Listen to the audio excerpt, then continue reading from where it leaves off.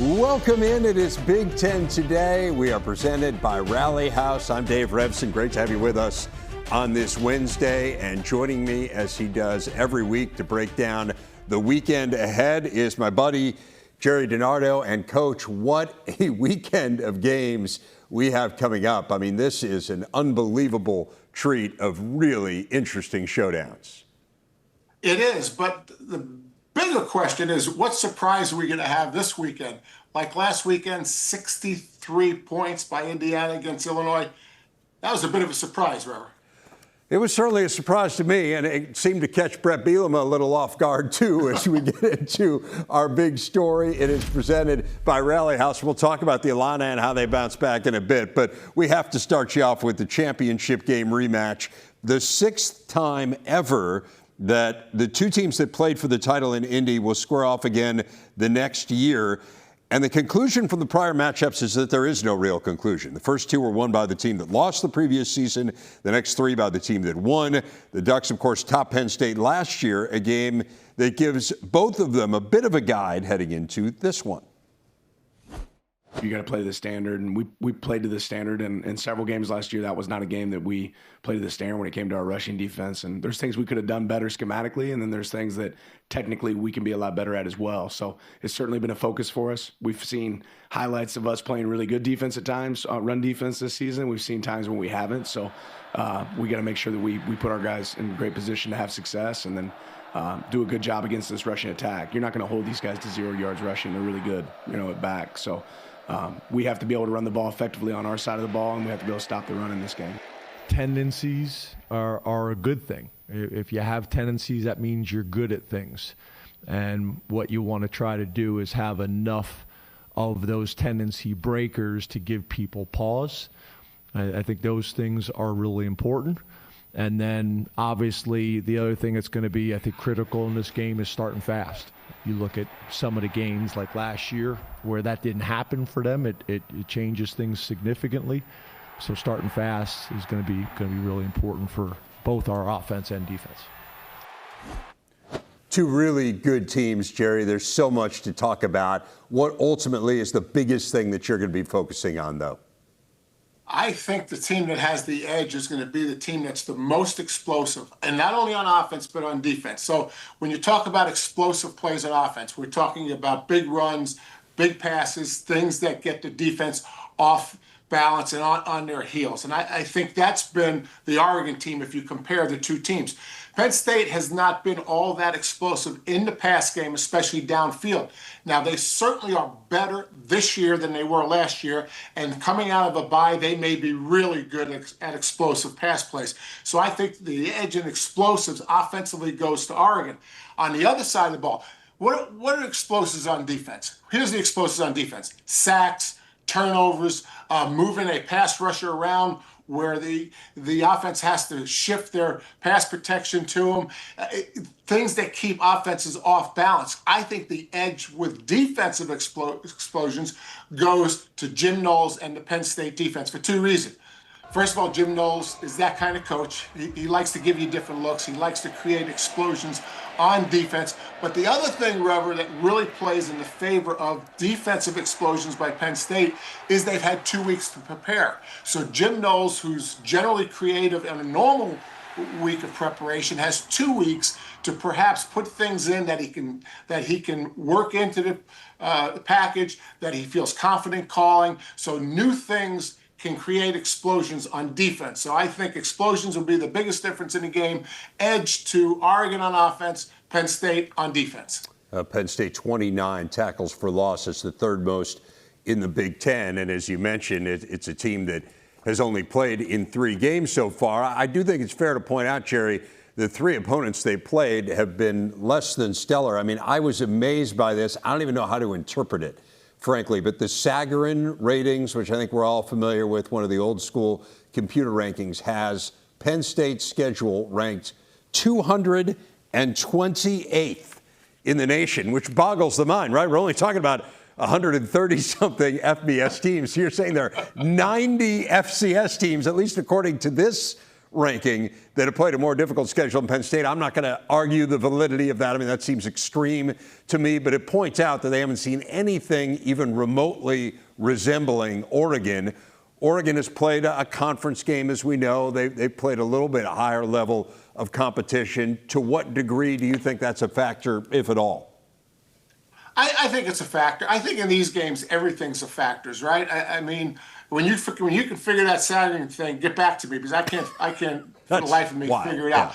The other thing is, an off week is not always good. Sometimes it's good, sometimes it's bad. I mean, I think one of the most difficult things a coach does during the season, a head coach, is figure out what to do on the off week. Do you go faster? Do you go slower? What days you give the team off? We were in a routine. We were winning the games. We had it down, and now we're out of a routine.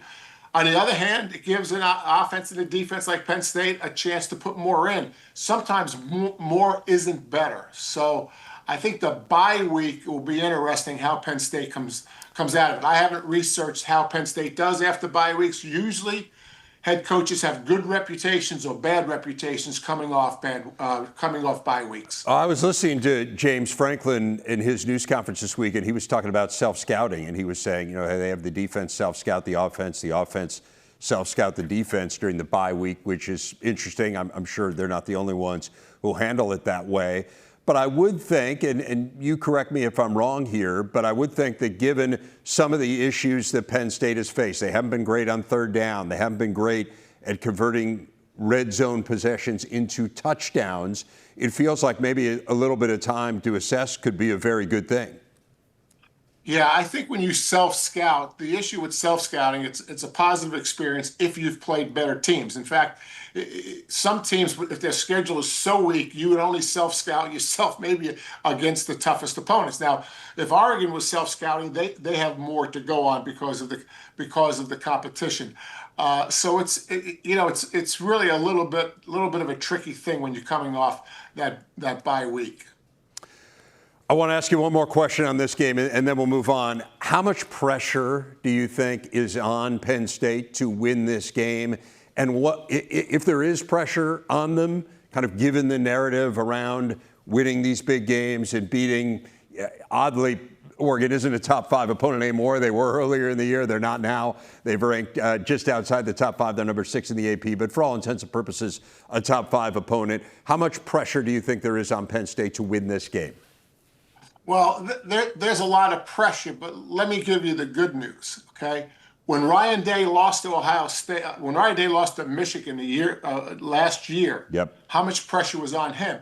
He ended with a national championship team. So regardless of the pressure, if Penn State loses, we'll hear all the stats about them against the best teams they play and all the streaks and all that. And at the end of the day, if Penn State loses to Oregon in a couple days and wins the national championship, it'll be the same result as Ryan Day had when he lost to Michigan and won the national championship. I guess my point is, regardless of the pressure, it's going to be temporary.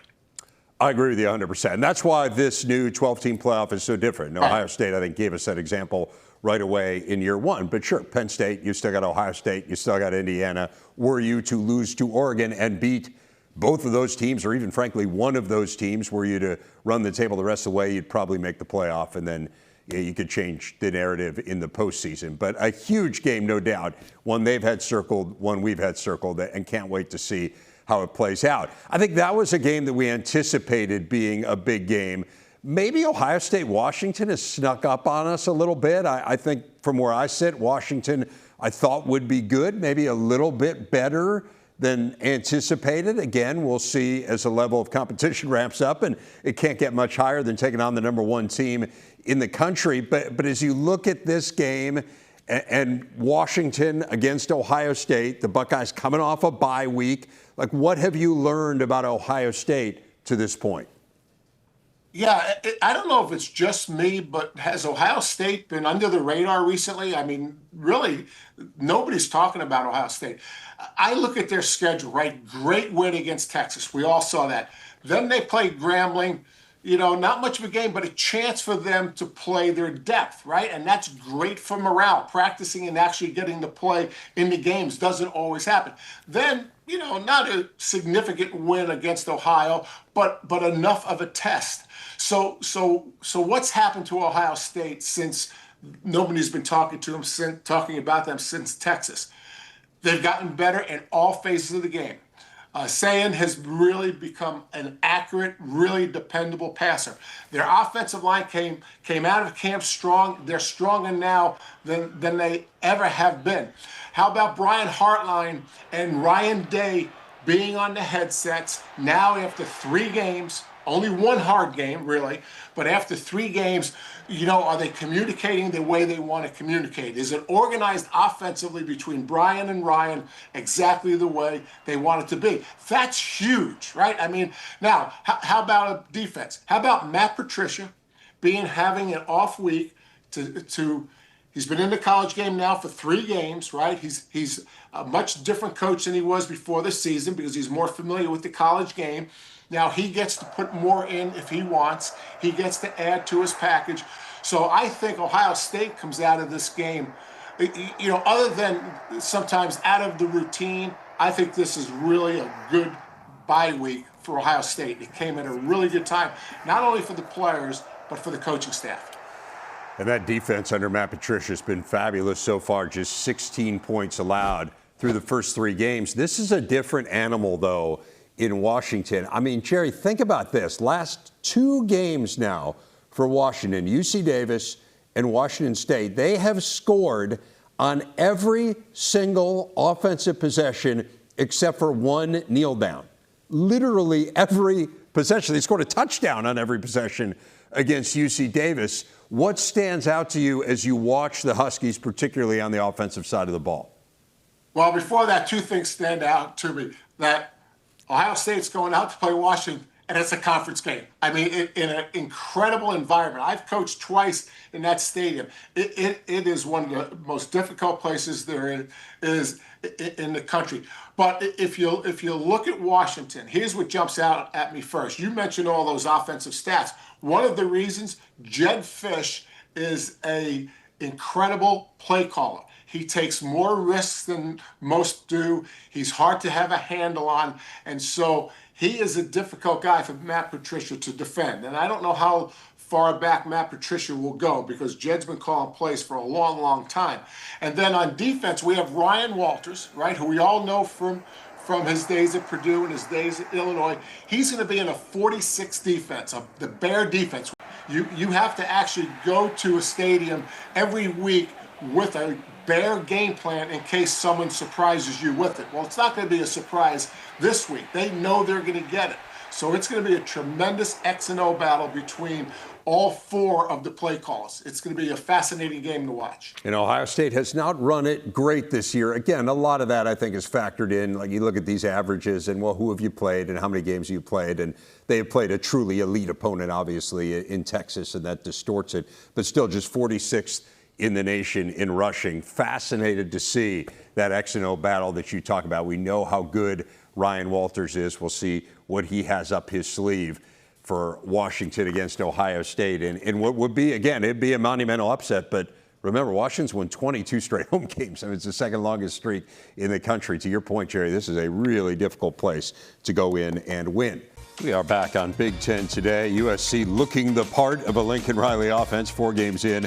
Top 5 in the nation in every category you see here, including first nationally in yards per play and plays at 50 yards or longer. This week going to Illinois to take on a team that allowed 579 yards last week in that blowout loss to Indiana. And Gerry, it feels like Lincoln Riley must be licking his chops at least a little bit heading into this game. How do you expect them to attack the Illini?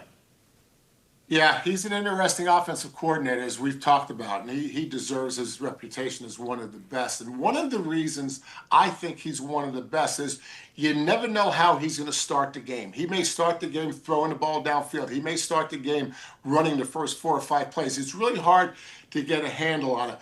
when you talk about this matchup, I would think after Illinois struggled mightily on defense, 579 yards, or whatever you just said there, Rever, 63 points, I would think that he will open the game when he's on offense very, very aggressive.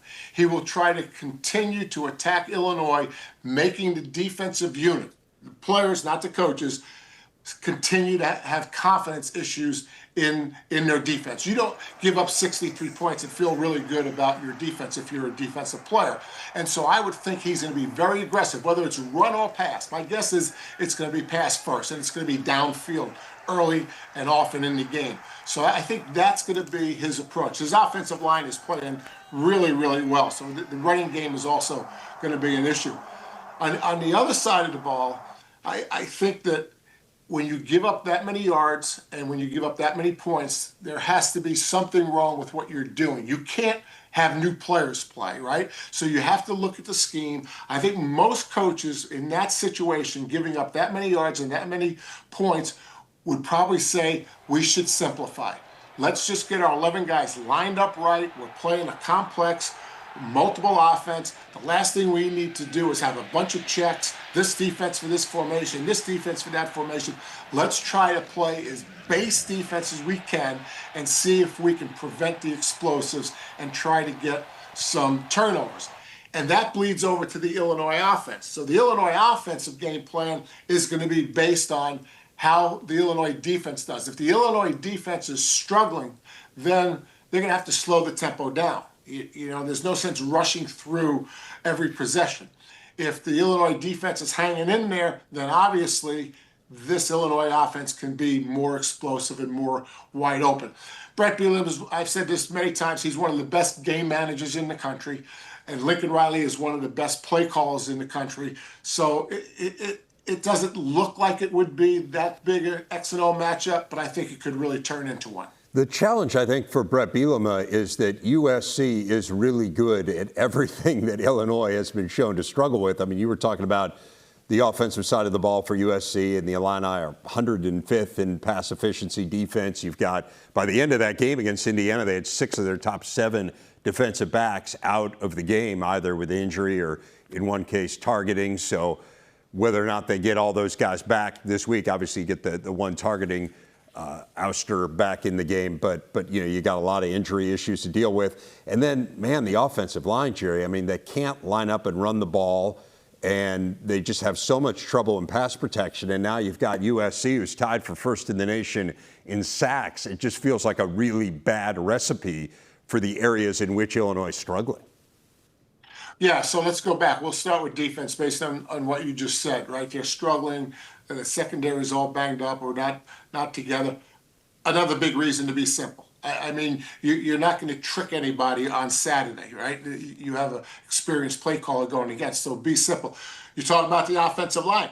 Going into the season, if you could say one area of concern for Illinois, it would have been the offensive line. And it has turned out to be the offensive line. And that's another reason why you base your offensive game plan based on how your defense is doing. There's no sense being up-tempo. There's no sense throwing the ball more than you're running the ball. I mean, you've got to manage this game to keep it close and then try to win it at the end. And there's always a team being overconfident. Overconfident teams, if SC would come in overconfident, they turn the ball over. They have unforced errors. They have more penalties. And so there's a little bit of that. I mean, you don't control that, as Illinois doesn't control that, but that sure would help if it happens. And sometimes in these games that look like it's a slam dunk, the result, sometimes it doesn't happen that way because the favorite team makes too many mistakes because they think all they have to do is show up and that they've invented the game. And to your point, penalties have been an issue for USC. They have the most penalty yards in the Big Ten so far this year. And we know how good Brett Bielema is. We've spent a lot of time around him, from his time at Wisconsin to his time at Illinois. There's a reason they were ranked 9th in the country going into that Indiana game. They still have some really good players, a really well-coached team. Be fascinated to see how they come out in that game. Speaking of the Indiana team that beat them soundly last week, the Hoosiers now go to Iowa. The Hawkeyes have to be feeling better, at least offensively after a nice performance at Rutgers, but now they get an Indiana team that just looked like a machine against the Illini. What's the matchup you're watching most closely here? Well, the matchup I'm waiting to watch, probably only 4 or 5 other people in the country are really anxious to see it. I mean, this is a line of scrimmage game, right? These two lines of scrimmages, you take Bob Bostat, one of the best offensive linemen in the country, offensive line coaches, he has got that Indiana offensive line really playing well. Calvin Bell and Jay Neiman, 2 defensive line coaches at Iowa, have their defensive line playing as well as any defensive line in the country. So, Reverend, it's going to be a fight for leverage. And if you're interested in line play, put your DVR on and watch it after the game's over, because there's going to be some crazy play at the line of scrimmage. But big picture, of course, Mark Gronowski, the Iowa offense, I think this against Rutgers, this is what they wanted it to look like. This is not a drastic change from what they were doing in the spring, what they were doing in camp. It just seemed like all the pieces came together. So for the Iowa fans, if they want to know really what Iowa wants to look like offensively every week, I think we watched it last week. On defense, Phil Parker against an Indiana offense that challenges every part of the field. The one great thing about Indiana's offense is you have to defend the whole field and the entire depth of the field. The scheme really does that. Phil Parker, defensive coordinator, is one of those coaches.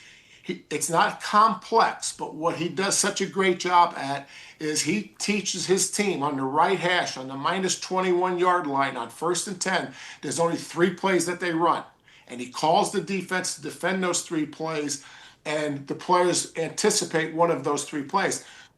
Hard to do against Indiana because they have so many ways to attack a defense. Their scheme on the Mike Shanahan offensive coordinator and Coach Cignetti is really, really versatile and really can attack a defense any way they want. And so that's going to be the challenge for the Iowa defense.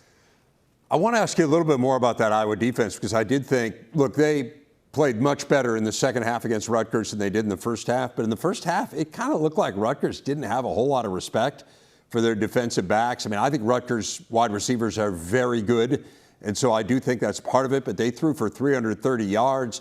They got a lot of these one-on-one battles and just kind of threw it up. Iowa had some penalties as well in the backfield. How big a concern is that? I mean, I think we go into every year just assuming Iowa will be great on defense, and the bar is really high, and the run D has been outstanding. But I think the pass defense showed some cracks there. Like, are you concerned about that side of the ball, or that part of that side of the ball at all for Phil Parker's unit? Yeah, it's probably one part of football that's really, really difficult to improve largely during game week. It's usually something that takes more than a game week. You know, Phil may cut down the coverages they had, especially against, like I say, a diverse Indiana attack. So my guess is they'll probably simplify things on the back end at Iowa. But is it a concern? Absolutely, it's a concern. But, you know, again, you're not all of a sudden going to take different players and play them in the back end when these guys won the jobs and you've seen them reps through spring practice and through camp, and now all of a sudden you don't say this guy's not any good. So it's more about we're going to have to coach him either better or coach him even different, because this is the best we have in the back end. So there's not much they can do other than to evaluate what they're doing, make sure they're in the right scheme, and then go. The challenge, obviously, is Indiana can run the ball so well, too. Over 300 rushing yards in all 4 of their games so far. So you've got to your point, Gerry, you've got to defend the whole field against this Indiana offense. It was a machine, no doubt, against the Illini. Michigan didn't like that explosive run, Gerry, but they know a thing or two about explosive runs themselves. They've got 5 runs longer than 50 yards this year. That's actually the most in the country. What we've learned about the Wolverines, though, is that they can grind it out as well, and we saw that in their final possession in the game against Nebraska, or really the defining possession, I should say, essentially sealing the game with a field goal in the final 4 minutes on the back end of a grinded-out 16-play drive that consumed nearly 9 minutes and brought a smile to the face of head coach Sharon Moore. Man, that drive was incredible. It was like waking up on Christmas morning, seeing all the presents opening up, and then figuring out you got that last present at the end, and you can open that present and be as happy as can be. And you want to end it with a touchdown, but taking 8 minutes, it was 8 minutes and 56 seconds with 15 plays. That's drudgery for the other team. They just got to watch you do it. So it proved to the fact the connection of the team, because I watched the sidelines and watched the defense just rooting the offense on, and to watch them, do that, and it's a great rest for them too. But the O-line, a lot of pride in the O-line there to do that. So it's, I loved every moment of it, every minute of it. What does a drive like that, Gerry, tell you more broadly about Michigan? Yeah, this has been part of the Michigan offense since Jim Harbaugh went there, and now with Sharon in charge. This is who they are. They're explosive, and you have to be explosive. But when you say what this does, is it just reinforces who they are, that they can eat up a clock, they can go downfield and win a game. It's actually just the opposite of the team that they were playing. You couldn't be any different offensive. Nebraska is a pass-first offense. I want to say Dillon was sacked like 9 times in the game. They couldn't possess the ball and march it down the field to win a game if they had to. They couldn't protect, and so you're seeing 2 different styles of offenses. And I would suggest to you that the way Michigan plays it, you can win a championship. I'm not sure that the way Nebraska plays offense, anyone has really won a championship in that style. And that drive is an example why. If you're in a championship game and you have to drive the field, whether it's a field goal or a touchdown to win the game, and Michigan can do it, and an offense like Nebraska can't do it, I think that separates you in a championship situation. 286 rushing yards in that game for Michigan. It is the 50th straight game that they have won when they run for more than 200 yards. And you had talked a lot about this in the build-up to this game, Gerry, that you thought the style of play helped Michigan, not just Michigan offensively, but also was detrimental to Nebraska defensively because of what they go up against in practice. And now this is the second time this year we've seen a team go over 200 yards rushing on them. We saw Cincinnati do it as well in the opener.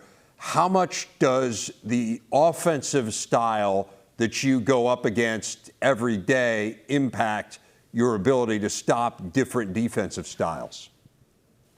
Significantly, and it works the opposite too. I mean, if you have a secondary and they see the air raid or the spread, whatever we're calling Nebraska's offense, it certainly helps the secondary.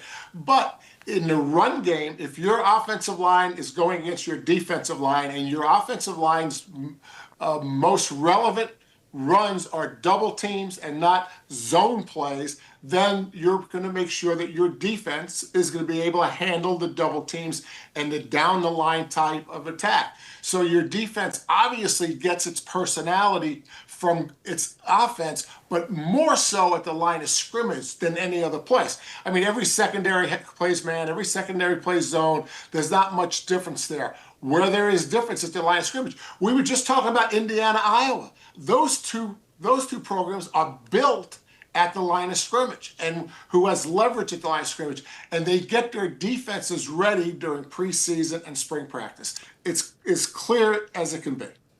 Michigan and Nebraska both with bye weeks this week. Michigan will get Wisconsin next week. The Huskers take on Michigan State. Saturday, we got a football doubleheader. It kicks off with Rutgers against Minnesota, then Northwestern hosting UCLA. Coverage begins with countdown to kickoff, 11:30 Eastern, 8:30 Pacific, on the Big Ten Network and the Fox Sports app. Gerry, let's start with the game in Minneapolis. A couple coaching staffs that know each other well. You got Ethan Kaliak-Manis going up against his former team. There's some intrigue there, no doubt. How does it impact the game? Oh, I think it impacts the game personally for Greg and for PJ. Obviously, Greg is one of PJ's mentors, and I think Greg takes great pride in the success PJ has had, and I think PJ has great respect for Greg, and now they get to go against one another. So I think it's a little bit more personal, or a lot more personal for the coaches. They're also in the same situation a little bit on offense, where neither one of them have a dominant tailback, which in most years they do. So they both have had to adjust somewhat with their offense. And I think Aiden Kaliak-Manis with Rutgers, he's an older guy, and he can do that, and he's done it very well. And if you look at Drake Lindsay of Minnesota, he's a younger quarterback, and I think it's going to take him a little bit more time to do it. If you look at last week's game with Rutgers and Iowa, I mean, I have to tell you, I know Greg Schiano pretty well. I don't think there's been a smile or a joke or anything but really serious business in the Rutgers football office for the week. When that kickoff was run back, the opening kickoff by Iowa, I mean, Greg Schiano's blood has been boiling ever since. The defense of Rutgers doesn't look like a Greg Schiano defense. So those two issues alone on the Rutgers side have to be resolved. To complicate matters, one of the things that the Minnesota offense has struggled with is pressure. And that means that if Rutgers can get it organized, they will try to pressure the Minnesota pass game, especially the pass game, but the entire offense. And that could be an issue if they continue to play what I would call average defense for sure. Well, it's below average in a lot of ways. Right. I mean, they're giving up 6.5 yards per play, which is 17th in the Big Ten. It just feels uncharacteristic. But again, last year we saw them start to slide, and we've seen more of it this year. The flip side is, man, they can really throw the ball around. So should be an entertaining game. What about the game in Evanston? UCLA just comes in as a big unknown. I mean, they're 0-3, and so we know they're not off to a great start, but now you got a new head coach in Tim Skipper. You got a new defensive coordinator as Akaika Malloy stepped away from the program as well. What do you expect from the Bruins as they take on the Wildcats? Right. Tim Skipper takes over. He was a special assistant to the head coach. My guess is he'll leave Tino Sinceri alone on offense and let them do what they've been doing. It's a similar offense as Indiana. Tino came from Indiana, so it's a well-conceived offense. On defense, Coach Malloy being gone, I'm not sure what they might do on defense. On the Northwestern side, after a week off, what I would think happened, as I studied the tape, I realized that Preston Stone was not a playmaker. And this is a little bit of a problem when you get a portal quarterback. He's more of a game manager. I mean, he's had 6 interceptions in 3 games. He doesn't really make a lot of plays. So I would think that David Braun, coming out of this bye week, can maybe reshape his team and say we have to win with run game.